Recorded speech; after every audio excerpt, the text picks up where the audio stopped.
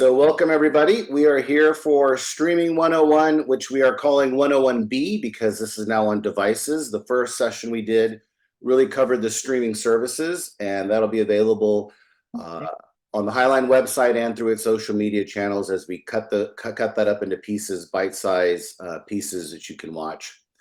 On this session, though, we really wanted to focus on the actual devices you might buy to make your TV smart so that you can enjoy the streaming applications that exist out there.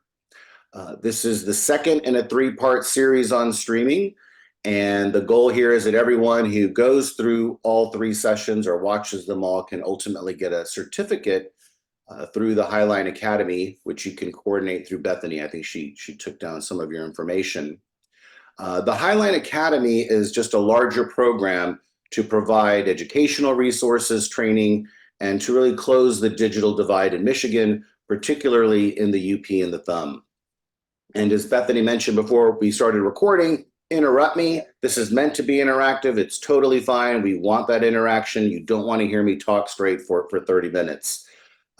So we are talking about streaming devices. So what that really means is we're going to be talking about the quote unquote big four. And what are those big four? Well, it's the Apple TV, it's Roku, the Amazon Fire TV, and the Google Chromecast. Those are really the four major devices out there that make it intuitive and easy to stream content on your television.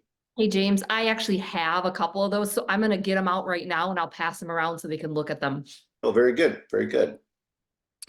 Full disclosure, unfortunately, none of these four companies pay me to do this. I wish they did. I do, though, own the first three. I have an Apple TV. Actually, I have two Apple TVs, a Roku, and a Fire Stick. So I'm personally familiar with the top three. I've never actually ever used the Google Chromecast, but I appreciate that it's essentially the same thing, just a different platform. So what do you do with these things? What exactly are we trying to do? Well, we're trying to stream, right? And so, and we do that by connecting them ultimately to our television to make them quote unquote a smart television. And so you might have heard of this concept out there, right? Is your TV smart? Do you have a smart TV? And increasingly today, you can actually buy a television that has built-in streaming applications. So it's kind of a built-in smart feature. That doesn't mean, though, that you might not want to get one of these four devices because you're familiar or in that ecosystem. And by that, I mean, if you're an iPhone user, and I'm a big iPhone user and I'm using a Mac, we're an Apple household here. I've got an Apple TV because I like things to all be in that ecosystem. If you love Google or maybe have a Samsung phone, you might really be a fan of the Google Chromecast because you're already in that ecosystem. Maybe you're an Amazon Prime user. I'm an Amazon Prime user, right? Because you want the free shipping. You also have access to the Amazon Prime Video. Maybe you also have Ring doorbells. Maybe you also have Eero routers, all of which come from Amazon. And you're like, I'm in that ecosystem. I would like to stay in that world. So maybe that would make sense for you to get the Amazon Fire TV. Really, the only one that's completely agnostic by itself is the Roku. And so what does it really mean to be smart? So you get one of these devices and you hook it up to your quote unquote dumb TV, and now you've made it smart, or you buy a smart TV. What does that really mean? Well, one, it means it's connected to the internet. So your TV is now connected to the internet through this device or directly to the TV because maybe you connected it via Wi-Fi or Ethernet.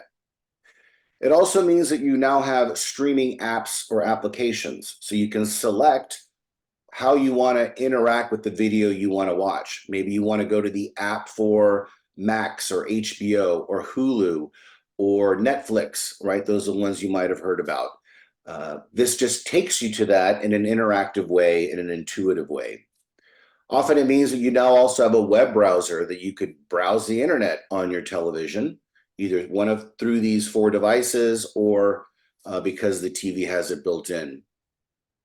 It also then provides interactive features to your television. So because you add this device, you might have a voice control. So if you have the remote Depending on the remote you have, you can press a button and talk into it and say, play Seinfeld, or play some music, or show me my pictures, right? And how it's connected to your phone or your accounts, it'll just do it. It'll go find it for you.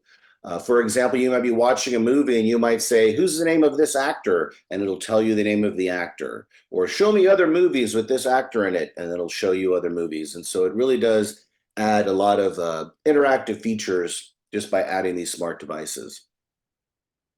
And they also come with their own operating system. And why does that matter? Well, because that's sort of the user interface, how we experience the screen and how it shows everything. And they all kind of have their own take on that. They're all generally the same, but they do have their little differences. And so that's really what makes it smart. And that's why we call it a smart television. You add these devices to make it a smart TV if the TV is not already smart. So before we get into how you would install one of these things, and I think you all are getting to see how small they are and how much there's really not much to them, just to give you a little bit of background on each of the big four. First of all, there's Roku, and I mentioned this is probably the most agnostic of the four, meaning it doesn't really care if you like Apple or Android or an Amazon user. They're just like, we're all about streaming. And they started in 2008 and have just over a third of the market share, meaning that if you're a streamer and you have one of these devices, 1 in 3 homes has a Roku device. It comes with a basic remote and a fancier remote, depending on which version you get. It also comes with an application, so you would have that app, say, on your phone, and you can then interact with your television through your phone. So say you wanted to find a show or a movie, and then you can say, okay, play it for me here. It does have one of the best user interfaces, arguably one of the best user interfaces. It's very clean, it's very intuitive. And with Roku, you actually also get some free channels and original content that's just included by buying a Roku. Normally, you have to pay a subscription fee to get additional content from a provider, and Roku actually includes some free stuff. So that that's a nice to have. And I won't do this for all three of the remaining three, but just to give you an idea, there are different, I guess, levels, you could say, of Roku, starting at the lower end. And sometimes you'll even see this sold now for $19.99 if it's on sale or on special. But you'll notice that there's sort of a progression here, and it's the same progression for, say, a Fire TV, which is you've got sort of the lower model, which is HD or 1080p for your television. But if you have a 4K television, meaning it has much higher resolution, you would want one of the 4K versions. And in Roku's case, they have even introduced some sound bars, which is pretty cool, with Roku built into the sound bar. And why would you want that? Well, what's interesting is as TVs have gotten flatter, right? We've seen they're all getting so much bigger now, and they're getting so thin, and they're so light now, which is great and it's cool, and the picture is much better. But a drawback to that is that there's no room for big speakers. And so when we used to have the bigger televisions, we actually had pretty big speakers in there. Now the speakers are getting smaller and smaller. So you buy this huge television and you don't really have the best sound. So oftentimes you find yourself wanting to buy a sound bar to really pump out that audio.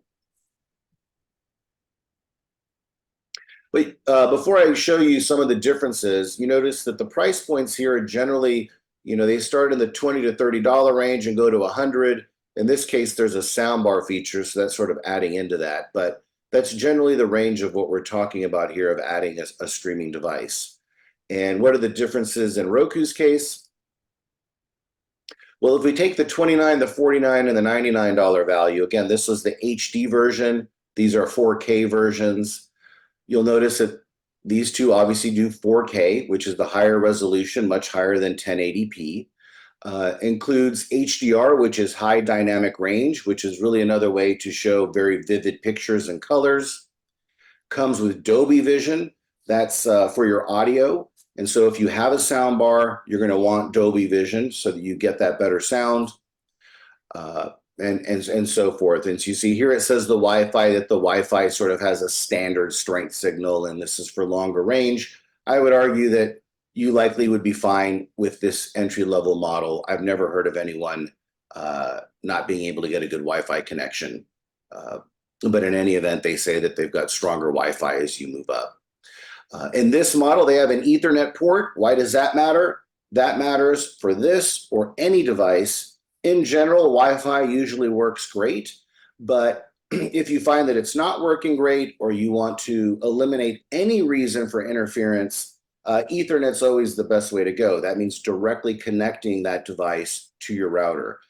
A lot of times you'll see this with gaming systems. So if you've got kids or grandkids or you game, people want to eliminate anything that could possibly add any time to when they press a button that it does something on the screen, particularly if they're playing with somebody across town or across the country, right? And so people like to hook things up via Ethernet. And in this case, it also has a USB port. But I mentioned remotes, right? And so a Roku comes with a remote. They all come with remotes, in fact. But what you'll notice is sometimes the base level models come with a remote that doesn't have the full functionality of the voice interaction. And that's really the difference here. And so really all this is about the remote. And this has a remote, it just doesn't have the voice. And this one does. This one has voice, but also has some other features where you could directly connect headphones into it. So if you just wanted to listen from the remote, that way you're not bothering anybody. But it also has Bluetooth, so you can connect Bluetooth speakers. And in this case, in this model, you can actually plug in the remote to charge it, whereas this one requires batteries. So it's just sort of a little difference in the Roku, and you also do find that with some of the other streaming devices.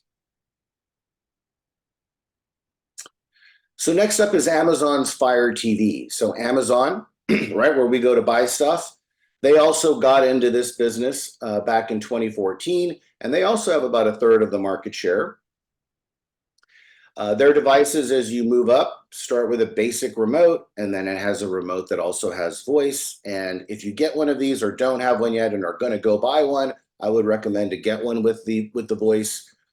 It's just a much more fun and much more intuitive experience, and it really gives you a lot more interactive features. And it also comes with an app.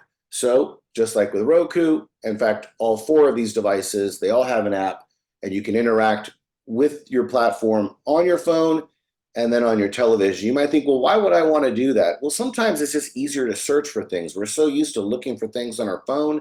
Sometimes it's not as easy all of a sudden when you're using, say, a remote and trying to do it. So that's one reason.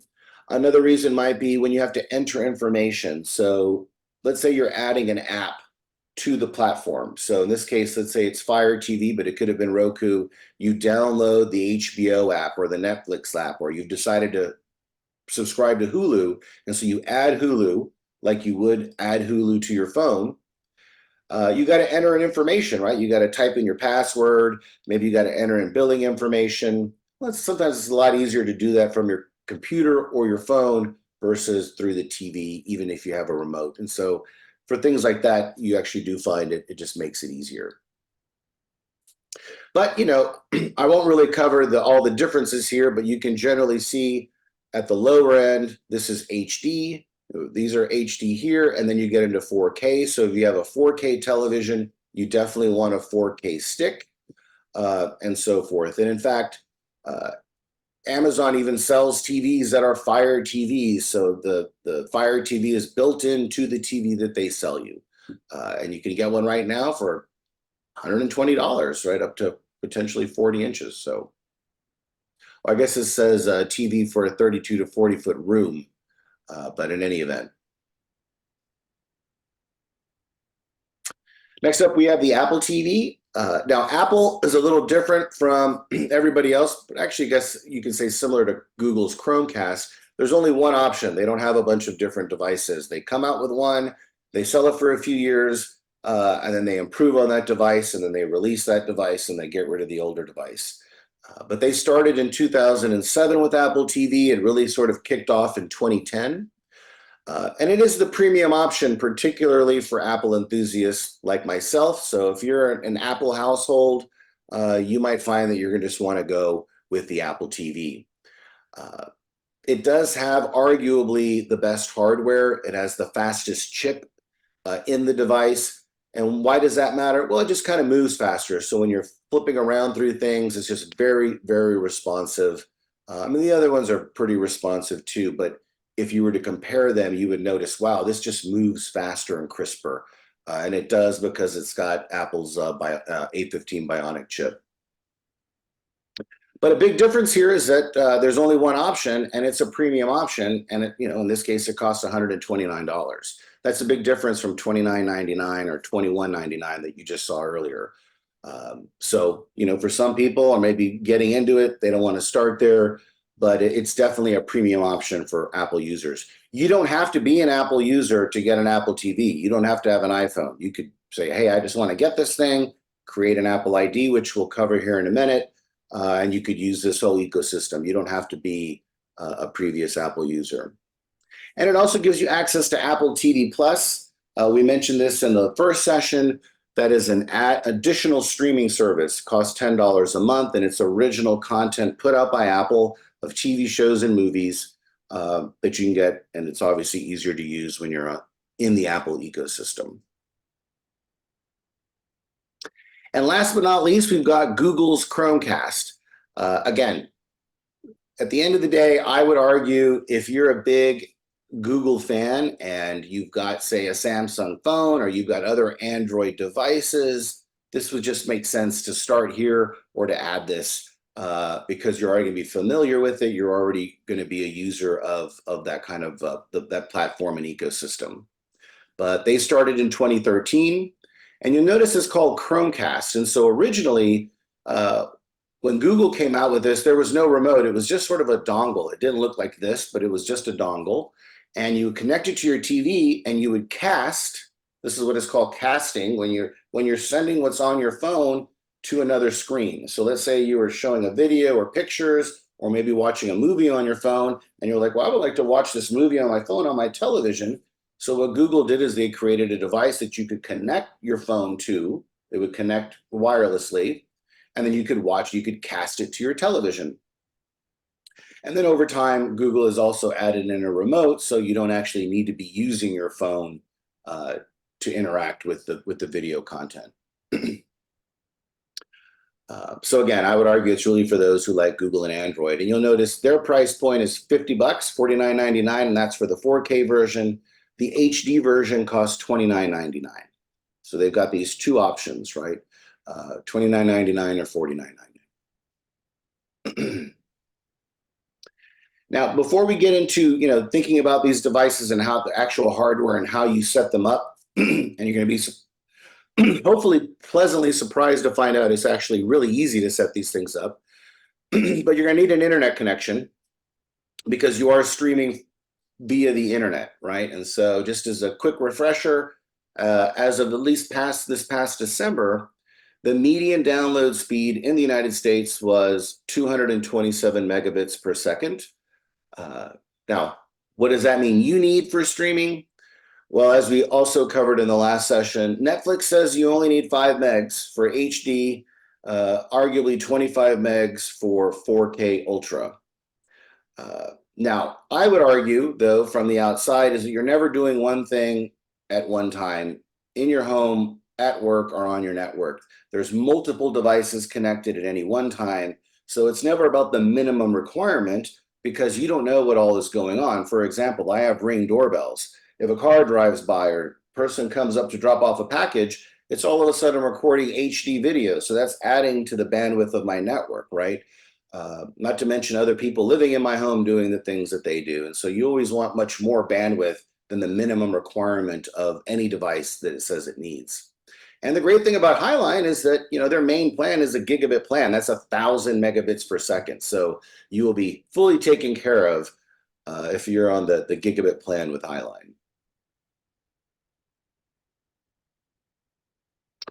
So now we're going to get into how we set up our devices. Now, the first thing you're going to need to do is to create an ID. And I'm going to give you 2 examples because the process is generally the same for all 4, but I'll cover Apple's and Roku's experience of setting up an Apple ID. Now, technically, you can do this after you've hooked up your hardware. But I would argue that it's a lot easier to do it on your phone or on a computer before you start to set up the device, just so you don't have to type in a bunch of stuff using a remote control. But in Apple's case, so assuming you don't have an iPhone, you've never had an Apple product, so you don't have an Apple ID, you'd want to create one. Here's the address you would go to, but you could literally Google, I need to create an Apple ID. And it's going to ask you some very basic information, right? Your name, your birthday, wants to know an email address to connect with you with. It wants to create a password for your Apple ID account, and it's going to want to know your mobile number. And it'll ultimately use this thing to verify via text message or phone call, or it might even send you an email to verify that you've created this account, and it'll want you to put in a code to make sure that it's you, right? So you've probably done this before. It just wants to know that you're the person who just set up this account.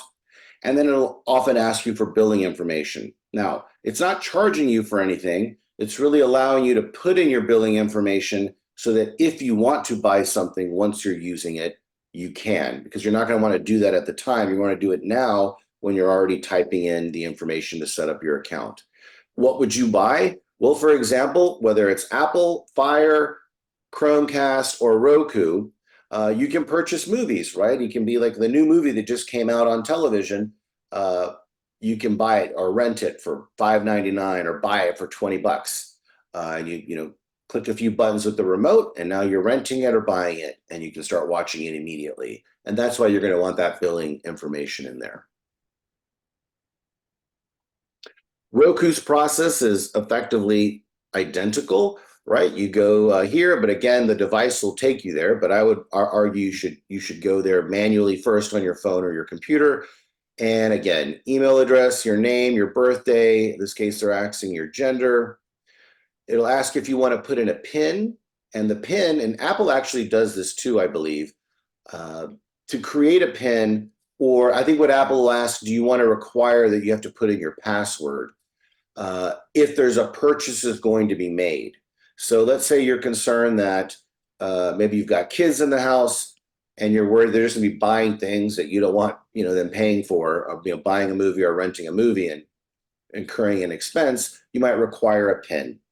I can tell you, as someone who's got young kids, I always thought this was important, but I find it much more annoying because I'm the one who's actually buying or renting the movies. And then I've got to sit there and type in the PIN or remember the password or have another device to confirm that it was me wanting to purchase the thing. And so I find that I end up taking off the restriction of putting in a password or a PIN, but you may find that you want to at least start off that way. It'll also ask you for a payment method. And again, it's not because they're going to be charging you for anything. It's if you want to incur something at a later time, renting a movie, buying a movie, adding an application. And that's all very clear when you're doing it, but it just wants you to set this up. And what's neat here is that if you log into Roku's account online rather than through your television, you can update your account information, you can change your PIN or your payment info, and it gives you some other settings here that you can easily navigate. So now let's get into these devices, right? We've got these devices. How do you hook them up? It's actually quite simple. I don't know. Do you know which ones you guys have in your hands right now? Roku and a Fire Stick. Very good. Very good. So as I mentioned, I'm a big Apple fan. I've got two Apple TVs. I've got the original older version and the new 4K version. So I'm very familiar with it. Obviously, as I mentioned, you're going to need an internet connection. You're going to need a TV, and you're going to need an HDMI cable along with the device, right? And what is an HDMI cable? Well, that's the cable that connects your television to the device so that it can send audio and video signals at a high definition rate. And, I think we all remember the yellow and white and red audio connections that we had on our older televisions, right? We had the yellow for video and the white and red for the audio. And then they the cables got fatter over time. Well, the evolution of that wiring and that technology has now come to what's called HDMI. and this is what the ends generally look like, right? And one goes in the back of the television, and one goes into the back of the device, whether it was the DVD player or a gaming system, and now these streaming devices. There are different standards for these cables. So sometimes if you're purchasing this at the store or you're buying it online, it'll come with a recommendation. And the different versions, it's really about how much bandwidth can be sent through that particular HDMI cord. The device will usually tell you what standard you need, and what it'll usually say it as is 2.0 or 2.1. And so you'll just want to know that and be aware of that. So if you were getting, say, just the HD version or the lowest end model, you wouldn't need a 2.0 version. And why does that matter? Well, you're going to pay a little bit more for it. And so, there's no reason to pay for something more if it's not needed. And so that's just something to keep in mind. One note before I move on from HDMI cables is if you've ever looked at the back of your television or hooking something up, you see these are HDMI ports, right? So this means in this case, it's got 4 ports. You can connect 4 different devices with 4 HDMI cables going out to 4 different things. But one will usually or increasingly will have what's called ARC or ARC. And that stands for HDMI Audio Return Channel. This particular HDMI outlet is really what you should keep for a sound bar. So if you have a sound bar, you want an HDMI ARC cord connecting your TV to that sound bar to get the most premium audio experience there. And then you save the other HDMIs for the actual devices. So that's just something to keep in mind, something I had to learn through the process. I just connected my sound bar to one of these things, and it really wasn't working properly, and I couldn't figure out why, because the TV was new and the sound bar was new. Why isn't this thing working? And then I realized, I needed to stick it into the ARC one. So I learned the hard way. So now hooking up this device, you buy, let's say in this case, you buy the Apple TV, you take it out of the box, you've got the actual little unit, and then you have the remote control. Well, it's going to have depending on which version of the 3rd generation, it has the power port and it has the HDMI port. And in this version, it also has an Ethernet. So if you wanted to directly connect that device via Ethernet to your router. A lot of times that's not feasible, so we just connect via Wi-Fi, and that's totally fine. But that's really it. That's all really you're going to be hooking up. So you're going to take, in this case, the power cord, stick it into there. You're going to take your HDMI cable, stick it into there, and then stick the other end to your television. Setting it up wise, that means putting it on the ledge. In my case, I've got my TV on the wall. So we actually just grabbed this device and used a plastic twist tie and connected it to the back of the television so you can't see any of it, which is pretty cool. The remote doesn't need a direct line of sight. So, it looks very clean on the wall. You can't even see it because it's so small and just hangs on the back of the television. And that's really all there is to it. So once you have that, powered on and connected via HDMI, and you've got your TV on, you're going to have the remote, and you're going to swipe up or down, and you're going to select your country of origin and or your language. It'll also ask you if you want to use Siri. In the case of Apple's remote, it's got a side button here, and that's what you press to then speak into your remote to then give it commands. And I can't tell you enough, sometimes there's a little differences between them, but to give you an example of how great the voice remote is, if you don't already have a voice remote, you can literally press that button and say, watch Ted Lasso, and Ted Lasso will start playing. If you're watching the series, it'll open up the next episode that you need to watch. If you could click it and say, play Transformers, Rise of the Beasts. And if you have that through some service that you're already paying for, it'll just start playing that movie. Maybe you want to open the Hulu app, press that button, open Hulu. So you don't even have to navigate anything. You don't have to flip around screens or click. You just press the button and tell it what to do.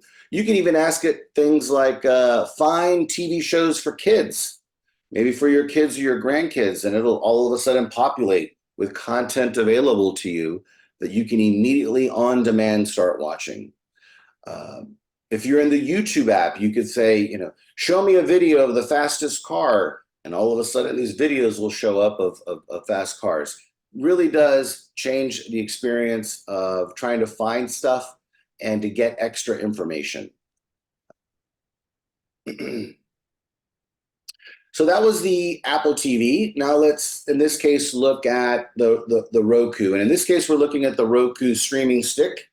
But I mean, incredibly easy to set up. There's really no difference in the process, right? So here's the device. In this case, it's a stick rather than a little box that Apple has. And that stick comes with the HDMI in it, right? Here's the little HDMI part. So that literally sticks into your TV, an HDMI port on your television. Now it needs power. This device needs power, so it comes with this cord. So this cord here will stick into that device, and then the end will either stick into the power adapter, which you'll stick into an outlet, or if your television has a USB powered port, you could just stick it into the TV. Why would you do that? Well, maybe, you know, it's just cleaner that way. Maybe you don't have enough electrical outlets, right? So if your TV has that, you would be done just hooking it up that way. And that's why you would do that, to get that power from that USB port on your television. And setting that up, that's it. That's all there is to it. And similar like Apple, you're then gonna, you know, open the input on your television that to the port that you've stuck it into, and start using your remote to initially set up Roku. In Roku's case, they have a little button on the back to pair it with the Roku device, but that instruction comes in the box. And like Apple, you'll choose your language, you'll connect to the internet, you'll select your internet network, put in your network password, and then you're off and running, and you are using Roku. So it is literally that easy. And last but not least, we've got the Chromecast. And guys, you know, sort of like showing you the same picture, it's just a different picture of a logo of the company. Same process. In this case, and Chromecast stick experience already has the HDMI built into the device. You stick that into an HDMI port, then you need power. You plug this into the device where it goes in there, and then the other part either goes into the wall or the back of your television if you have a powered port. And that is it. So couldn't be any easier. Now you just got to shake Bethany down for a free device. What we did mention in the first session is it's separate from the devices, right? They're the streaming services, right? What are you paying for or accessing to actually get the video you want to watch, or the shows or the movies? And if you don't already have your own accounts and already familiar with what you want, Highline has partnered with mybundle.tv, and you can go to mybundle.tv/Highline/home. And the benefit of that is that you can put in, I want these particular things, and then it'll narrow down the options of which services covers everything that you want. And in particular, what you might want that a service might not cover is local content, local channels. That usually requires a subscription service in the $40, $50, $60, $80 range to get some local content. And in a new session, maybe it'll be sort of a one-off session that we just post online. Maybe I'll only take like 10 minutes doing it. I do want to discuss adding an HD antenna. And the benefit of that is that, you know, locally you can get local channels if you have an HD or high definition antenna. And that technology's gotten a lot better, right? It's not these big rabbit ears. If you add that to your television and you couple it with low-cost streaming services, you can really get everything that you want. And, you know, a lot of times we still want that local content. You can get HD video for free. All you have to do is buy the HD antenna, right, to get ABC, CBS, NBC, or Fox, and usually a few other local stations in your area, depending on where you live. So with that, we have actually already come to the end. So I'm happy to answer any questions you might have, or Bethany, anything you think we should cover? Anne actually came in, she's not even sure if she has a smart TV or not. Can you explain to James what kind of TV you have and maybe he can? Well, I think it is smart. It's the remote that came with it has like a smart hub button on it. Okay, And when I use that instead of my I have DirecTV. okay, When I use the remote that came with the TV, it will bring up windows like, Netflix and, the internet. okay. So that tells me it's smart, correct? Yeah. Yes. Yeah, but- So a couple of questions for you, and I guess full disclosure, so I have an Apple smartphone that is an iPhone 6 SE. And I'm wondering if I need to upgrade my iPhone to do, you were talking about, creating like profiles on your phone or your computer before you do it on TV. Can I do that with an old iPhone? Well, you already have your profile created, so you don't need a new iPhone for that. You're already all set. So if you went and got an Apple TV, you already have an Apple ID. I was really just talking about if you had an Apple ID account. Okay, On top of that, the interfaces are a little different. And so if you use an iPhone, you're going to find the Apple TV to be, you're going to be off and running within 2 minutes because you're already familiar with how Apple moves and looks. It's the same, it's just a TV version. So, So you already have an Apple ID because you have an Apple phone. correct, right, So you know Right. how to find it, you just, yeah, right, and it should tell you all of your, I can find where my Apple ID would be, but, that you can find your Apple ID on your phone. As soon as I find it, I'll show you, but, so you should be all set. It doesn't really matter what. that's right. you have. okay, You already have the Apple ID and you can access the internet on there, right? okay, so here's a friend of mine just has a 11. And the whole reason I want to learn how to stream is because it appears the football games, I'm a huge Packer fan. The football games are being streamed now instead of finding them on TV. And I tried desperately to get the Kansas City game Saturday night, and I couldn't figure it out. And a friend of mine had a button on her iPhone 11 that allowed her her phone to talk to her TV, and I don't think I had the same thing on my iPhone 6. So it's a very good point. So just to touch on for everybody else, football has certainly, so NFL Sunday Ticket has completely moved to streaming through Google. So you would actually go to our YouTube. So you go to youtube.com, NFL Sunday Ticket, and then you could purchase an NFL Sunday Ticket. So in your case, if you live in Packer country, you might get games locally, right? But say I was a Packers fan in Texas, I'm not going to get those games locally, right? I might get to watch 3 or 4 games at any point in the year. So I would pay for NFL Sunday Ticket, but I have to have a streaming service, or I'm going to have to stream it because that's the only way to get it now.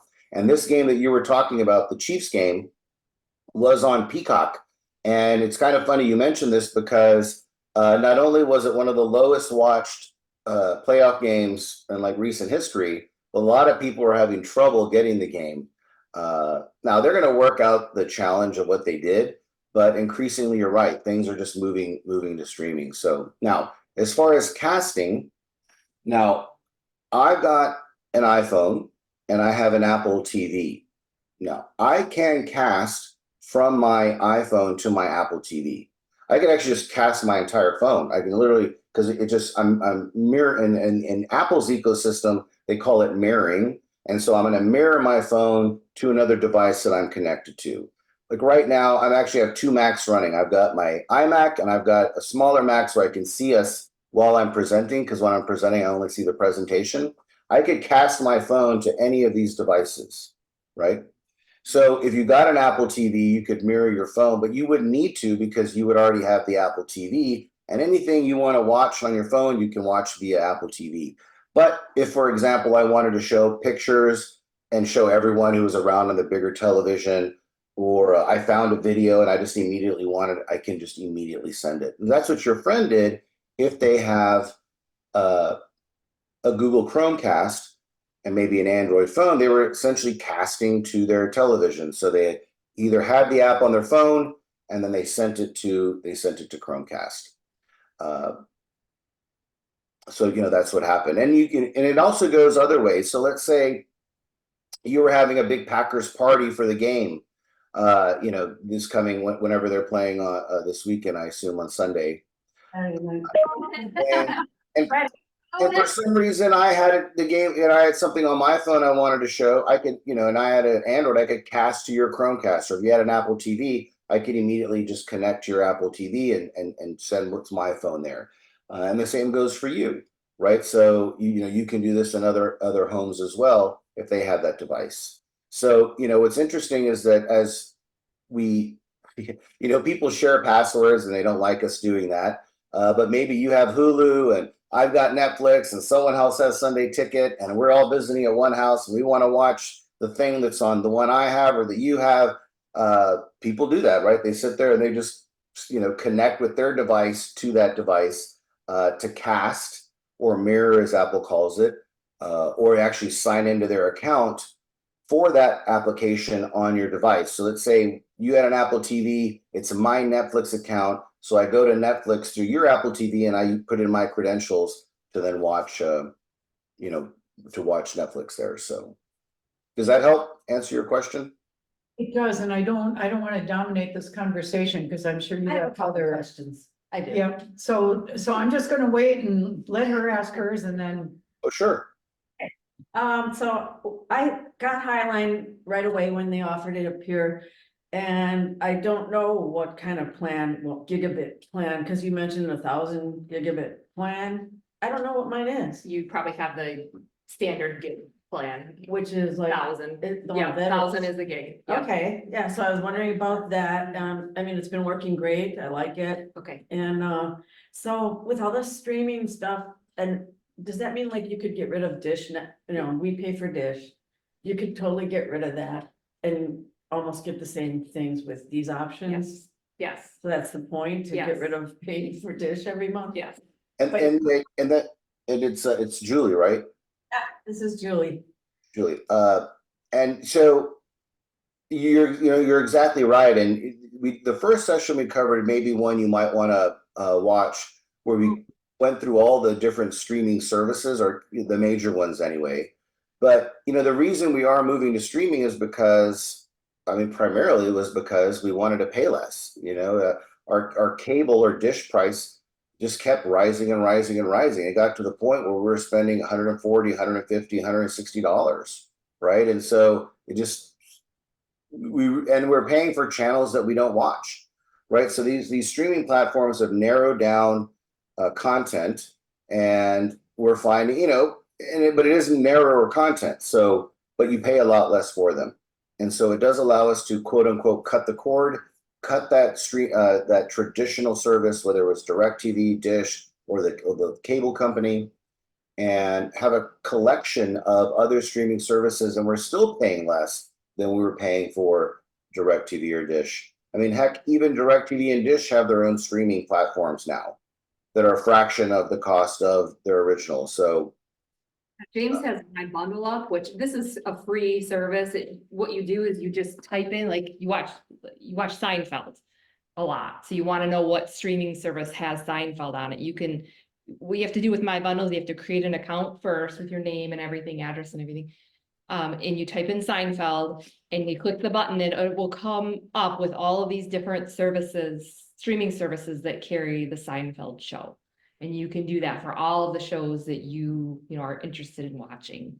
So this is free. It doesn't cost anything. Signing up to the subscription services does, but this is just like a search. Yeah, so each service charges separately, Yes. but if you do the bundle, would it be one bill? I mean, it would all be on one. I believe that the My Bundle allows you to bundle the prices, correct? I have to look James, into do you know that for sure?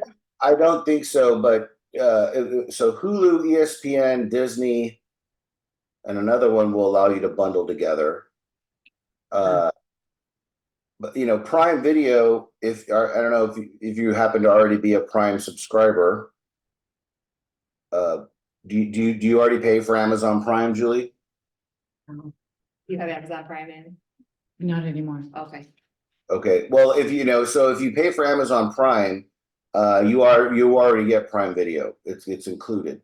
So, you know, if you ever do or get it again, you should check it out because it has not only content but original content. So, but yeah, I know it'll be separate. You know, and you as you set up those accounts, they get billed monthly. But it's still cheaper than DirecTV.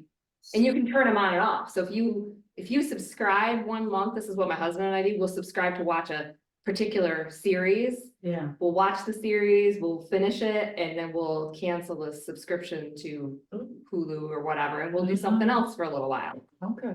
So you can do that too. And it just saves you money. It does. So we could Google on like Channel 6 TV and it would tell us that one of those streaming services would carry our local channels? You probably have to put local TV, I'm assuming, in the search box, like local channels. And it would probably give you let me see if I can, well, after James is done, we can experiment with it. It's a little confusing. No. And as I understand, that's what it does. Because when you're putting in your information, you're like, why is it asking me this stuff?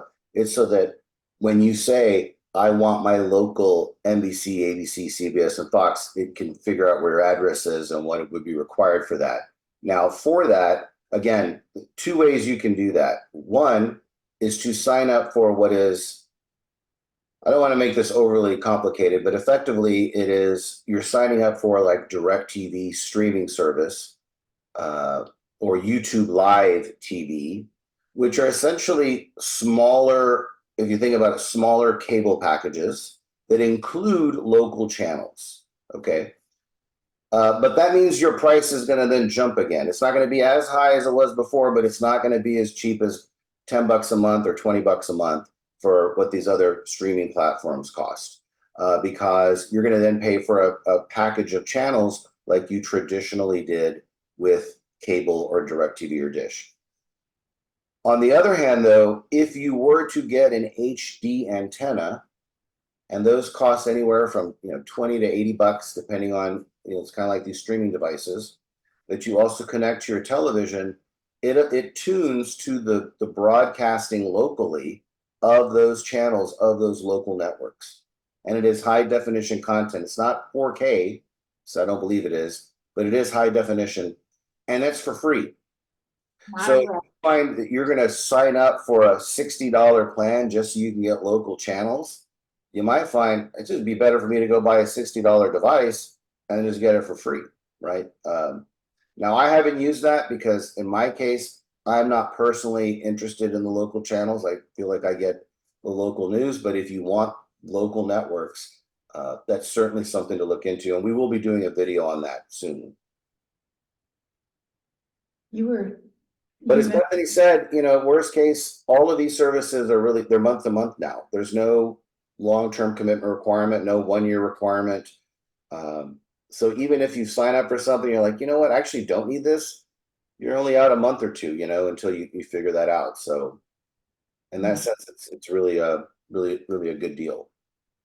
Yeah. Ann, did you have a question? Well, you mentioned, I assume it was 101A session that you gave already? Yeah. Is that available for Julie and I to, is it Julie or Judy? Julie, to watch either at home or are you gonna have another class? Do you have an email address on there? I didn't put it on there. Yeah, we can, it's available on YouTube, correct, James? Well, I don't know. We may have been. We need to get it up there if we haven't. So, but It will be available on YouTube. if you do provide your email, we'll certainly follow up with that link. We can send you links to both of the videos then if you Yeah. want to watch them. Yep. And just so you know, in that video, we really focused on like the Netflix, the Hulu's, the Max, which HBO has, Apple TV Plus. Just kind of describing the ecosystem of the major streaming platforms and why they're popular. I should have gone to that one. too. Right? Yeah. And we already have it going, so you can. And so what you should know, what's interesting about them, and this is kind of, I don't know, it's an inside baseball, but it's just knowing what all these streaming providers are trying to do. When Netflix came out, right, their idea was, Netflix used to be, right, they killed Blockbuster way back when, if we remember, right? You go to Blockbuster, you take a VHS home or you take a DVD home, right? And then Netflix came and then Netflix said, hey, instead of going there, we'll just send it to you, right? We'll send it to you in the mail. And then Netflix said, you know what? We don't want to be doing this anymore. You just do it online, right? So we're not going to send you stuff anymore. You can just stream what you want online. So Netflix was really the grandfather of all of this. So Netflix didn't have its own stuff. It wasn't its own shows. It wasn't its own movies, right? If we were, we made a movie or had a TV show, all Netflix was doing was sending us recordings of it. Well, now Netflix and all of these streaming providers, because it costs them money, right? They're licensing that content to be able to sell it to us or rent it to us. So what they really want us doing is watching their own stuff, right? So that means because they have to pay less to everybody else to have access to their content. So Netflix and Hulu and obviously Max and all of these streaming providers, Prime Video, have their own shows and their own movies now that they're paying for, that they're producing. And they actually really want us watching. They really all want us watching. Half of the stuff we watch, they would prefer that it's their stuff.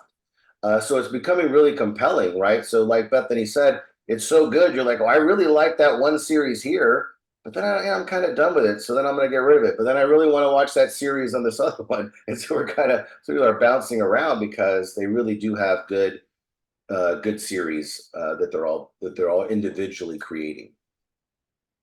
Can I ask you back to football? And you said that the Kansas City game was the lowest watched playoff game? Yeah, I think I heard that yesterday that because one, it was on Peacock, and Peacock is a streaming service, right? And so if you didn't have access to the streaming service, you couldn't watch it. Now I've heard that maybe that's not entirely true, but in any way, that's how it was promoted. And because of that, not everyone has Peacock. And so they couldn't, and that's NBC's streaming service. Peacock is NBC's streaming service. So you pay whatever, $10, not sure how much it is, to watch all of NBC's library of content, and whatever unique content is for Peacock. Well, in this case, Peacock got the right, or NBC got the rights, and they decided to put it on Peacock to promote their Peacock service. And because of that, it was one of the lowest watched games because not everyone had access to it. So I don't know if you know the answer to this, but if NBC is not getting all kinds of ad revenues from having it on normal NBC TV, I mean, what's the incentive of streaming a game as compared to having it on a network? Do you know the answer to that? Well, in the case of any company, so think of it at NBC's perspective, is you're directly paying them $10 a month. So the way, again, this is a little sort of industry inside baseball. The way it works, like even with Dish or DirecTV or any major cable company, they usually have a basic plan, a mid-tier plan, and a high-tier plan, right? And the basic plan has whatever 60 channels, usually includes local channels. The mid-tier might have 80 channels, and that might include, say, NFL Network. This wasn't included in the mid-tier or the lower tier. And then the high tier has 120 channels, right? And then you could add on HBO and Cinemax and Showtime, right? You could add on a few extra channels on top of those 3 tiers. Well, if I'm ESPN and I own, or that in that world, so you've got ESPN and Disney Plus and Disney Kids and Disney on Saturday. Disney has a whole bunch of channels. Now, what those companies would do to the cable companies is they would say, if you want to offer ESPN, you have to include ESPN in the basic plan. Okay, it has to be in your basic plan. It has to be this number channel. and you're going to pay us $2 for every subscriber you pick up. But if you want to do ESPN, you also have to have Disney, and Disney has to be on your second tier. And again, everybody who subscribes to your base, your mid tier, you have to pay us $2. But you don't have to. You also have to offer Disney, and you also have to offer Disney Kids, and you also have to offer Disney Saturday. And for that one, you have to pay us $1, and for this one, you have to pay us $1. That's what they would tell these companies. And so, if you were Dish or DirecTV or the cable company, and you didn't have some clout to push back, you were forced to offer multiple channels that maybe you didn't even want because you wanted to offer this one channel. And you have to pay them for every subscriber you pick up, regardless if I watch it. Let's say that all of us on this, we hated sports. We were never going to watch ESPN. If we get the basic tier, that cable company, DirecTV, Dish, or that had to pay ESPN for each one of us for our access to it, even though we didn't even want it, right? And so that's why those prices just continue to rise and rise and rise. And quite frankly, I would argue to the detriment of the cable company, and that's why they would start charging us for each set-top box. And they're like, "Oh, you want a remote? Oh, that's a high-definition television." And the cable company started to nickel and dime us for how many devices we had. The reason was they weren't making any money on the pack when they would charge us for the cable package. They were essentially giving all that money back to the channels that we were watching. And the only way they were making money was on the hardware that they were selling us or leasing us, depending on how you look at it. So that's really why this has all changed in the industry, because, well, it's really because of the way the channels did it. They really just kept getting greedy and taking more and more. And right now, Dish is in dispute with CBS. We haven't had that since like the beginning of the year. Oh, it's been blocked out. You don't have CBS at No, all? on Is your Dish local Network. one? Yeah, I saw that in it, but remember, and I'd have to look it up. I don't know off the top of my head, but it's not just CBS. So what it really is CBS saying, if you want to offer CBS, you then also have to offer these other channels that CBS owns. And it's usually pushback saying, well, we don't want that channel, or we don't want to pay you that much for this channel that we don't even want, right? Yeah, we want to offer CBS, but we don't want to offer these other things. And so the CBS says, well, if you're not going to do that, then you can't offer CBS. And so then it looks like the cable company, or in this case, Dish, was, not lowballing its customers or not serving its customers. It's really CBS that's leaning on them saying, we're going to force you to do this. And we know you don't really have a choice because you have to offer CBS, right? How can you not offer CBS? And so that's what they just keep pushing the envelope. And these companies are like, how much can we charge our customers before they just leave us and go to streaming? That's what we're doing. Yeah, So are you thinking about going to streaming? I am now? thinking about it Because of that. seriously. Yeah.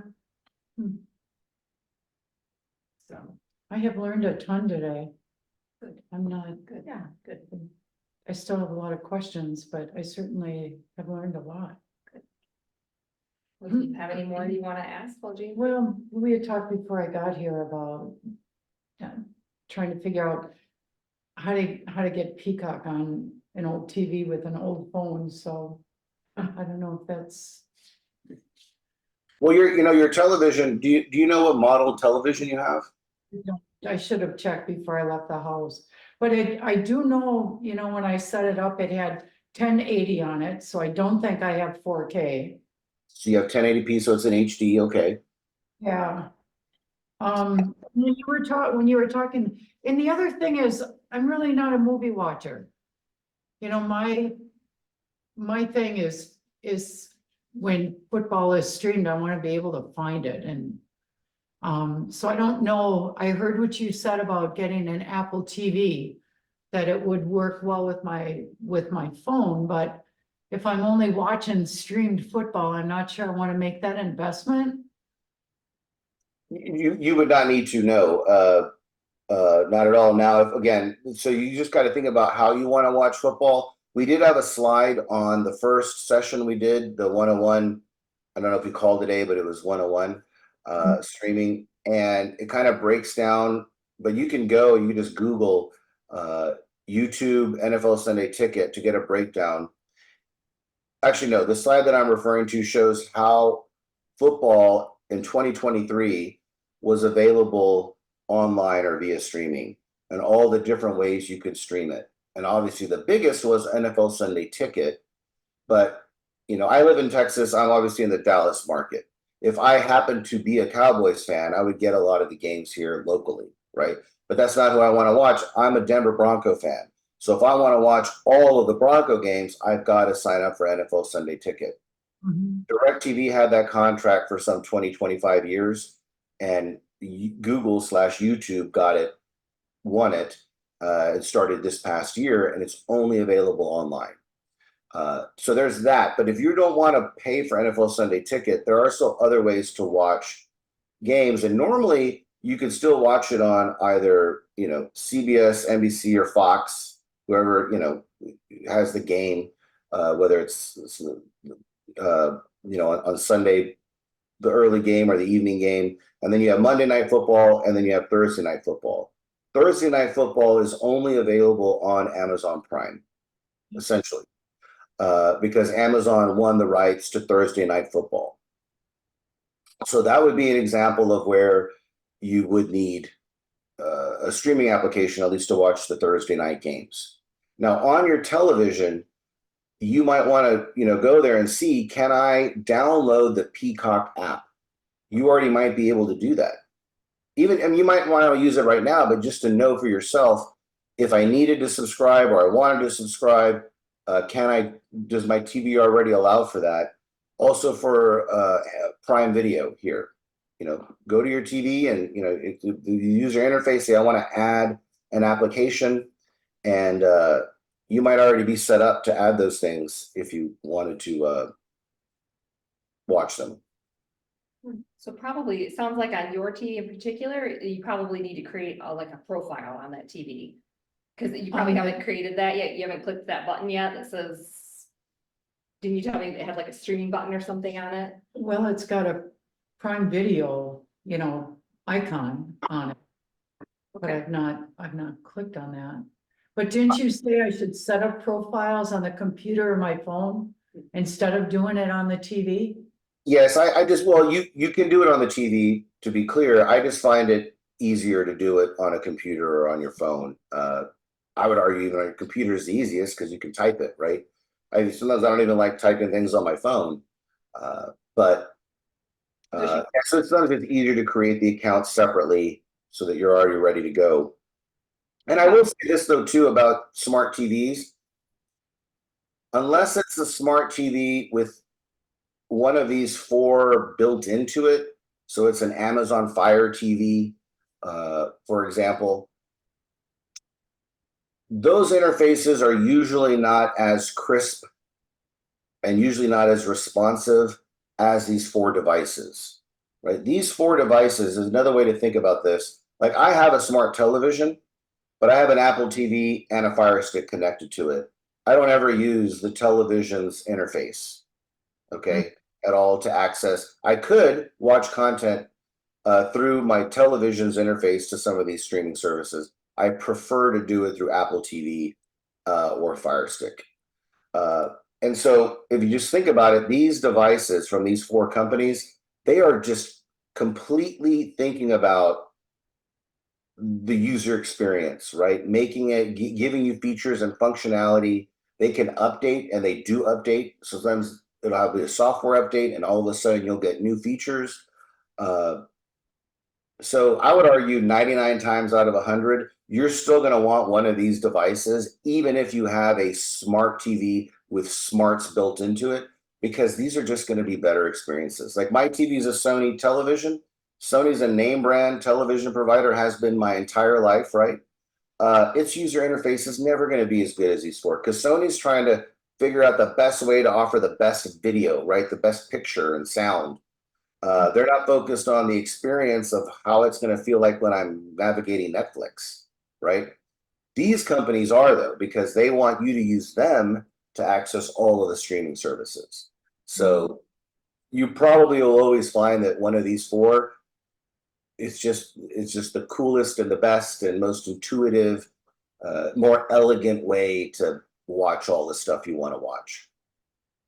So, okay, so one more question then. At the beginning, when you were talking about Roku, you said it has the best user interface, which is important to me. Don't care if I'm an Android or an Apple user. And then when you showed the different levels of Roku, there was the cheap one for like 1080. And then there was the 4K, the step up, but you said that $39.99 had the voice activation with it, right? I don't, I'd have to go to the website, but if you go to the Roku, I just try to grab different price points. So I'm not sure if the $39.99 one had 100. had the voice, but it might not. I don't know. It looks like that remote looks a little different. I can't tell if it's just the angle, but Well, here's my question is if I get one of those more expensive Roku sticks because I want the voice activation, is it still gonna work on my 1080 TV? yes, Okay, yes. I think I'm gonna go get a Roku. So I think the $39.99 one has voice. I'm looking correctly here. Voice remote, yep. So the Okay. one for 30, the one for 29 that I have there is basic, it's like bottom Mhm. shelf. The $39.99 one has voice, Roku Express 4K Plus yeah. is the one I'm looking for. Okay. Cool. That's good. And it'll often say that on the package, right? So when you're there, if you're getting, if you're buying it online through Amazon or at Best Buy or something, Thank you. it'll tell you that. Cause they don't come with the HDMI cable, so you have to buy an HDMI cable. Okay, and the type was, Is there a specific type, James, of I- HDMI cable again? yeah, which size should I get? It'll say that on the on the package, but the thing to keep in mind is a couple things. One is, do you have a sound bar? Do you Do have not. a separate speaker? No, I do not have a straight, soundbar. Okay. So it'll tell you, and just to give you an example, just to go back here. And this is one of those things that I don't even know off the top of my head. I would always have to look myself, but I'm trying to find where I had that. So if you think that there are I don't know, there are probably 6 or 7 HDMI standards, 2 or 3 are for cars, so we can kick those out. And then there's like an entry level. At the end that we're really thinking about is called high speed HDMI, and it'll be called HDMI 1.3 or 1.4. There's premium high speed, and that's really for 4K, and that's called HDMI 2.0. And then there's ultra high speed, which they say is for 8K and 10K. Now keep in mind, we're not getting any 8K or 10K content yet. The reason you normally want this is for one reason, and that's if you're using it for your sound bar or you have a surround sound system. So let's say, some people have, 4, 6, 8 speakers. You likely will want a 2.1 for that very high dynamic audio. So you're usually going to be 9 times out of 10 okay with an HDMI 2.0 cable, because that's usually good for 4K and 60 hertz, which is really what you want. But you said in your case your television was 1080p. Your Right. television would probably be okay with this, right? But you'd probably be safer, and the price shouldn't be that much different. There is a difference in price, but what really gets higher is when it's a different level and it's a lot longer in length. They do charge you a lot more for that.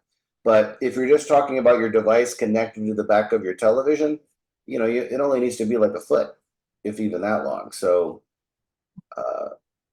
Thank you for that. Any other questions for James? No. Okay, well, When's the next class and what is it on? James, when are you gonna do the next one, they're asking? Well, we took a month between this last one, so we maybe speed it up. We could do 3 weeks rather than 4 or 2 weeks.